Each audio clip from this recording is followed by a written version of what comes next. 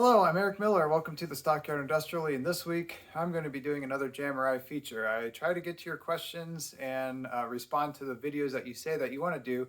And I know I just did a JMRI feature a few weeks ago, but I really want to get to the videos that you asked for. And so what I'm thinking of doing in the future is as I get any requests for JMRI, I'll try to kind of save them up and then kind of do them all at once.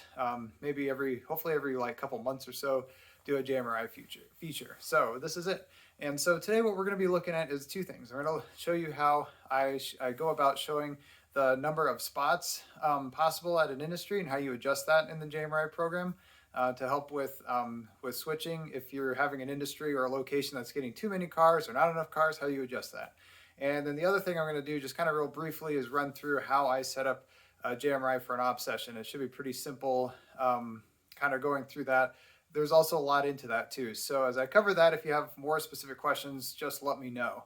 After this video, next week we'll get back to the operations action. I've got some videos that I want to show you, or some subjects that I want to show you about some specific things that I do on my layout to help increase the amount of switching action and that sort of thing. So here we are. I'll show you. We'll get into the how to set up the spots for each location.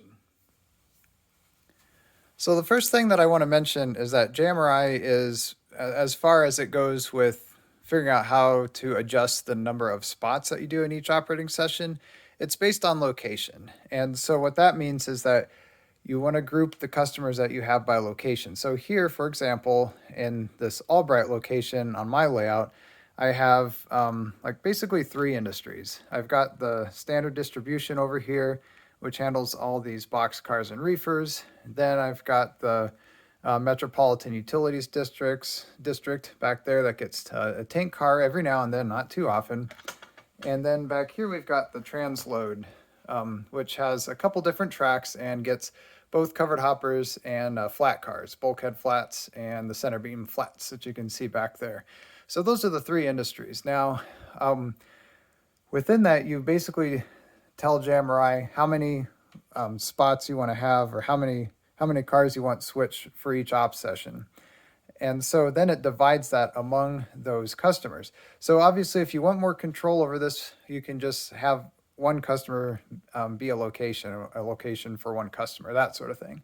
But what I've found that it works okay if you just have a few industries per each location. And one of the ways it does that is, so you'll notice that obviously the transload here and the standard distribution here get a lot more business. Well, one of the things that feeds into that is they also have a lot more capacity, right, for cars. And so the tracks are longer set up in JMRI as well. Whereas here, the Metropolitan Utility District just gets the one car every now and then. It only has a spot for one car, so it's not going to get as much business anyway. So I think it works pretty well. So I'll show you how to set that up in the program. All right, so here we are in the JMRI Panel Pro program. So this is basically JMRI Ops, and I'm in the locations. So if you go to Operations, I'm in Locations. I just want to show you that these are my three locations. I have Albright and Bellevue, and then what I call the Swift Yard, which is where everything starts from and then comes back to. So just to show you that I have, like for example, in Albright, this is where all my industries are grouped into. Now, one note, people that have been following this channel know my computer crashed a month or so ago, and I'm kind of starting over with JMRI. I have a backup that I saved almost 3 years ago, so this is a little different from what it actually is. This shows a lot of industries. But anyways, these are not only just industries, it'll show up as spurs. So anytime you have a different spur, so for example, I was going to say off spot, but it's the transload. Thank you. The transload has two spurs, so it would show up here twice. The standard distribution would have one, and then the Metropolitan Utilities District would also have one. So this is something I still need to work on. I just haven't spent any time on this yet. Okay, so those are the locations. Now to adjust the setting of how many moves you want to make, how many spots or switches during the operating session, you want to go to your routes. So under route, you have basically what trains. And so obviously for a small switching layout like I have myself, it's very simple. I just run one train. It's the local. So this is called the Rock Local. It's the South Omaha Terminal Stockyard on the Stockyard Industrial Lead. Okay, so let's maximize that, and then we want to go to edit. Okay, I'm not sure what that pop-up was. Anyway, okay, so now we're in, this is basically, you want to look at it as this way. This is the way that the train is moving through the layout. So we're starting at Swift Yard, then we go to Albright. I'm not sure what is going on here. All right, hold on. Okay, I thought I was in the middle of, that I hadn't built the train or terminated it or something. So I just looked at this, so it should have worked. Okay, so here we go again. So this is the direction the train is moving. So it starts in the Swift Yard, and basically, you know, it's just picking up cars. It's not setting anything out. It grabs all the cars, and then it heads out to Albright. And then we're going westbound. And then in Bellevue is when we turn direction, because we basically run around our train at the JMRI siding, and then we serve those customers going east. And then after that, we work the Albright spurs that are facing east, and then back to the Swift Yard. Okay, so this is kind of cool too, because then you can kind of split up. If you have two different directions that you're switching a location, you can split it up even that way. And so, for example, when I'm going through Albright the first time, I'm only switching the westbound, basically the west-facing spur, which is the transload. So I can then say, you know, basically the transload, I want 5 moves. And then coming back, I want 5 more moves. Now this is both cars that are being picked up and also cars that are being dropped off. And so you want to keep in mind that. So that's basically, you're basically, you know, taking 2 or 3 cars and leaving 2 or 3 cars. And then the total is 5. So the way to edit that is you just double click there, and then you can edit that. You know, for example, if you want a longer train, you click 20. And then if you want more service in one direction than the other, like, you know, maybe there's you want a lot of business at the transload, increase that to 10. One of the ways to look at it, if you're starting at a yard and ending at a yard, you kind of want that, in my mind, to add up to the activity that you're doing around the rest of the layout. The moves will also consider off-spot moves, which are basically cars that are not going to or from a customer just yet. And so that'll factor in that as well. So you could have the activity at the locations be slightly higher than the total that would be coming out of the yard, if that makes sense. So you could try to, so in other words, you know, maybe how I would have it set up is, let's say I want, you know, 10 cars coming out of the yard, and then I could add a little bit of extra, you know, so maybe like, say 6 at Albright, and then another 6 coming back, and then maybe doing 12 here. So that's actually going to add up to 24, which is going to be over that. And we'll see what the program does. And it might not be able to make the 24, but at least it kind of knows that you want that activity. So it'll try to basically fulfill it as much as possible, if that makes sense. So that's basically how you can control the number of moves, or, you know, pickups or drop-offs at your industries. I hope that makes sense. Let me know if you have any more questions on this. As I always encourage people, you know, just play around with this. After you've set this, you know, click Save Route down here, close it out, and then go and build your train, and then see if it works. And if it looks weird, then go back and try it again. Go through the settings and adjust it again, build the train again, and see if that's what you want. But once you have the routes set up, you shouldn't really have to do anything more to it, if that makes sense. Once you've got it running right, you shouldn't have to come back and edit this at all. You know, maybe after a few op sessions, you might think to yourself, yeah, you know, I kind of want this, I want a few more cars working in this area, or a few less. Then you go back and edit it. But for the most part, this should stay pretty static overall.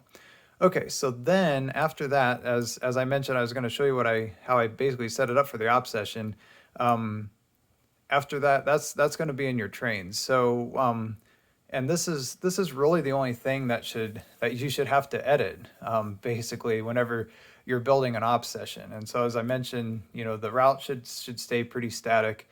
Let me close this out real quick, maximize that, and go back to operations. So obviously your locations, once you have that working well, you've got the spur tracks set correctly, you figured out how to do your off spots and that sort of thing. Location then won't change much. Your car should be pretty static, unless, if you sell a car here or there, obviously take it off the roster. If you buy some new equipment, obviously add that to the roster. Otherwise, that shouldn't change much.